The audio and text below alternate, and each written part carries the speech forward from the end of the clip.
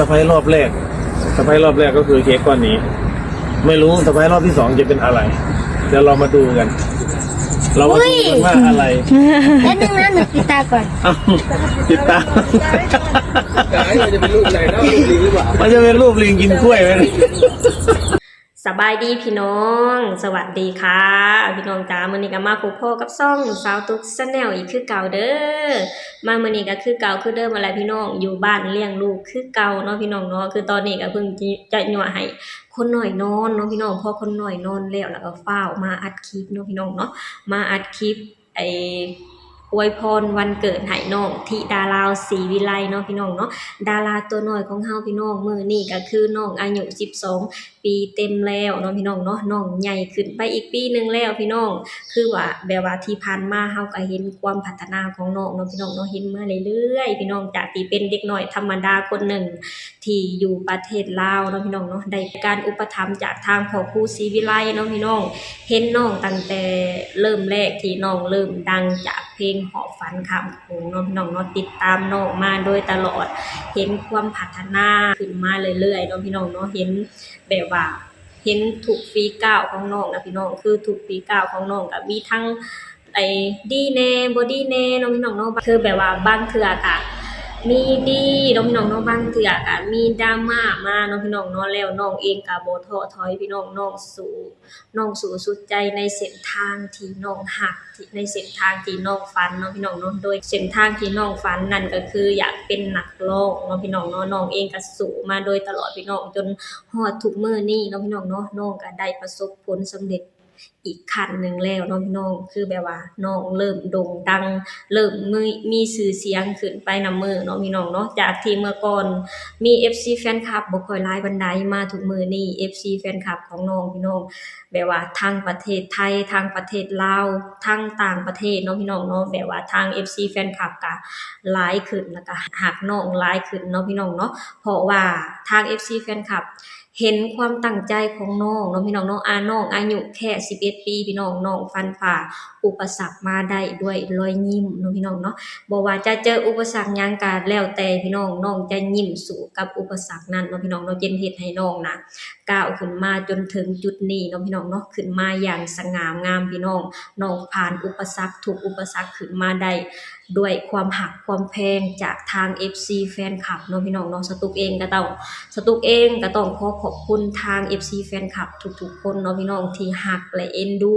เด็กน้อยลาวคนนี้พี่น้องดูแลน้องมาโดยตลอดดูแลน้องด้วยหัวใจเนาะพี่น้องเนาะหักน้องด้วยหัวใจสนับสนุนน้องด้วยหัวใจเนาะพี่น้องเนาะสตุกเห็นแล้วสตุกก็รู้สึกซาบซึ้งที่ทางคนไทยน่ะหักและเอ็นดูเด็กน้อยลาวคนนี้แฮงเนาะพี่น้องเนาะและที่สำคัญที่สุดก็คือสตุกเองก็ต้องขอบคุณทางพ่อครูศรีวิไลเนาะพี่น้องที่หักและเอ็นดูเด็กน้อยคนนี้พี่น้องนับตั้งแต่มื้อแรกที่เพิ่นได้รับตัวน้องมาอยู่นำพี่น้องเพิ่นก็ดูแลน้องด้วยความหักดูแลน้องสำลูกคนหนึ่งเนาะพี่น้องเนาะคือแบบว่าทุกคนได้กินหยังน้องธิดาลาวต้องได้กินนำเนาะพี่น้องเนาะนี่คือความหักจากพ่อที่มอบให้ลูกเนาะพี่น้องคือแบบว่าสตุกเห็น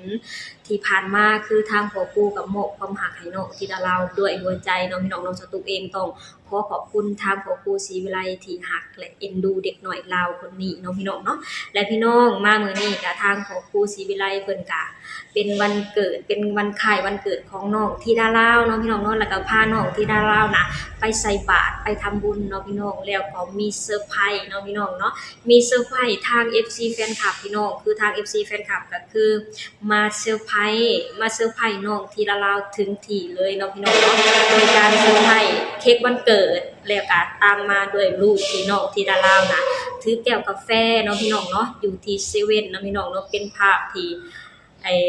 แบบว่าสวยนะพี่น้องทั้งสวยทั้งน่ารักเนาะพี่น้องเนาะแบบว่าเห็นแล้วสตุกเห็นแล้วก็รู้สึกขอบคุณด้วยใจอันนี้พี่น้องที่ทางคนไทยน่ะรักเด็กน้อยลาวคนนี้ด้วยหัวใจเนาะพี่น้องเนาะไปพี่น้องเดี๋ยวเราไปชมคลิปนี้ไปนำกันเนาะพี่น้องเป็นคลิปที่ทางครอบครัวน่ะพาน้องไปทำบุญแล้วก็มีทาง FC แฟนคลับน่ะมาเซอร์ไพรส์วันเกิดให้น้องธิดาลาวเนาะพี่น้องเนาะซึ่งน้องธิดาลาวก็ดีใจเนาะพี่น้องเนาะที่มีทาง FC แฟนคลับนะหักในตัวน้องถึงขนาดนี้เนาะพี่น้องเนาะป้าพี่น้องเดี๋ยวเราไปชมคลิปนี้ไปนำกันเลยเด้อ พี่น้องทางพอครูเพิ่นโพสต์ลงเนาะว่าเอาเทพมาไกลจากไอสพบ่พี่น้องนาทมเพื่อมาแฮปปี้เบิร์ธเดย์หลานสาวถึงมหาสารคามเนาะพี่น้องนี่ทางพอครูก็ถือเค้กวันเกิดนะพี่น้องเนาะ สไปรอบแรกก็คือเค้กก้อนนี้ ไม่รู้สไปรอบที่สองจะเป็นอะไร เดี๋ยวเรามาดูกัน เรามาดูกันว่าอะไร แล้วนึงนะหนูปิดตาก่อน เอ้าติดตาม กายมันจะเป็นรูปไหนนะรูปลิงหรือเปล่า มันจะเป็นรูปลิงกินกล้วยไหม ทำได้แล้วนั่นลืมตาได้แล้วโอ้ยอะไรเนี่ยอุ้ย ถ้าหนูได้จริงๆนะเนี่ย ตรงไหนเนี่ย อันนี้อะไรแก้วอะไร แก้วอะไรแก้วอะไรเนี่ย โดยสารใส่ใจสำนึกรัก โอ้ย อะไรจำได้ไหม สมัยไหนนี่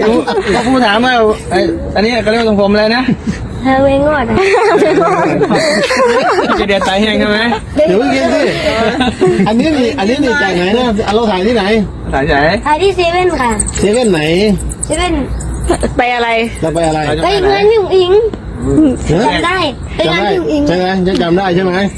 วันนั้นเราไปทำอะไรบ้างเราไปกี่คนเราไปกับใครบ้างเอามีใครบ้าง ตอนนั้นหนูได้ขึ้นเวทีไหม ไม่ได้คืน ไม่ได้ไปด้วยเหรอคะ โอ้ยพนา ไม่ได้ไปแล้วจะได้รูปนี้ยังไง โอ้จริงด้วย ด้วย อาเทพดูแลหนูตั้งแต่ขึ้นรถไปจนถึงลงรถไปจนถึงกลับ ก็มีโอ้ยไปเยอะเลยนะ วันนั้นเราไปกันเยอะ ไม่เตือนมันไปหมด ไปหมด ใช่เนี่ยไหมเนี่ยได้เดียวกันไหมเนี่ย อ่า ไม่เนี่ย โอ้อันนี้เป็นภาพเป็นแก้วตำรวจเรียกว่าแก้วตำรวจ ฟรีด้วย ปีช่วยตำรวจแล้ว ทีเฉพาะตำรวจนะ ใครเสิร์ฟให้วันนั้น เออที่พนักงานเซเว่นค่ะ อ้าวรับจากอาเทียบเลย ภาพนี้จะเป็นภาพที่เป็นภาพความทรงจำแรกของลิงน้อย ยังไม่ขึ้นเวทีเลยตอนนั้นเป็นสังเกตการณ์ ยังเป็นสังเกตการณ์อยู่ หน้าเหมือนกันไหมเอาเทียบหน้ารอยยิ้มสิ อันนี้เหมือนลิงสม อันลิงสมุย อันนั้นลิงสมุยอันนั้นลิงสมอันนี้ลิงสมุยใช่ โอเค บรรยากาศตอนเช้าครับสวยมากเลย แล้วก็วันนี้ถือว่าได้รับเกียรติจากท่านสารวัตรเทพจากครอบครัวนะครับสารวัตรสืบสวน นี่พี่น้องแบบว่าเห็นแล้วก็ดีใจเนาะพี่น้องเนาะดีใจแล้วก็รู้สึกขอบคุณพี่น้องรู้สึกขอบคุณทาง FC แฟนคลับและรู้สึกขอบคุณทางคนไทยเนาะพี่น้องเนาะที่หักและเมตตาเด็กน้อยลาวคนนี้เนาะพี่น้องเนาะให้ความสำคัญให้ความสำคัญกับเด็กน้อยลาวคนนี้เนาะพี่น้องเนาะจนถึงขนาดแบบว่าเดินทางมาเพื่ออวยพรวันเกิดให้เด็กน้อยคนนี้เนาะพี่น้องเนาะจนแบบว่าด้วยความหักนะพี่น้องด้วยความหักของทาง FC แฟนคลับเนาะพี่น้องเนาะแบบว่าสิ่งใดที่ดีๆก็คือแบบว่าสรรหามาให้น้องที่ดาราวเนาะพี่น้องเนาะนี่แหละพี่น้องแสดงให้สตุกได้เห็นว่าทางคนไทยนะพี่น้องหักและเอ็นดูเด็กน้อยลาวคนนี้แฮงเนาะพี่น้องเนาะสตุกเห็นแล้วสตุกก็รู้สึกแบบว่าซึ่งแล้วก็รู้สึกขอบคุณเนาะพี่น้องรู้สึกขอบคุณที่ทางคนไทยทุกคนนะหักและเมตตาเด็กน้อยลาวคนนี้เนาะพี่น้องเนาะสตุกเองก็ขออวยพรวันเกิดให้น้องที่ดาราวเนาะพี่น้องเนาะขอให้น้องที่ดาราวนะสุขภาพแข็งแรงขอให้น้องน่ะเป็นที่หักเป็นที่เพลงของ FC แฟนคลับแบบนี้ตลอดไปเนาะพี่น้องเนาะแล้วก็ขอให้น้องน่ะมีแต่สิ่งดีๆเข้ามาในชีวิตคิดสิ่งใดปรารถนาสิ่งใดก็ขอให้สมหวังทุกสิ่งอย่างขอให้น้องประสบผลสำเร็จในสิ่งที่น้องหวังในสิ่งที่น้องใฝ่ฝันคือการเป็นนักร้องอยู่ที่ประเทศไทยเนาะพี่น้องเนาะสตุกก็ขออวยพรให้น้องราบรื่นในหน้าที่การงานขอให้น้องเดินอยู่บนเส้นทางแห่งความฝันโดยการเป็นนักร้องนี่ขอให้น้องเดินทางด้วยความราบรื่นและก็ประสบผลสำเร็จเนาะพี่น้องเนาะสตุกเองก็ขออวยพรให้น้องเด้อโอเคพี่น้องสำหรับคลิปนี้สตุกเองก็จะขอจบลงเท่านี้ก่อนเด้อฝากให้พี่น้องช่วยกดไลค์กดแชร์กดติดตามให้ช่องสาวตุก Channel เด้อสบายดีสวัสดีค่ะ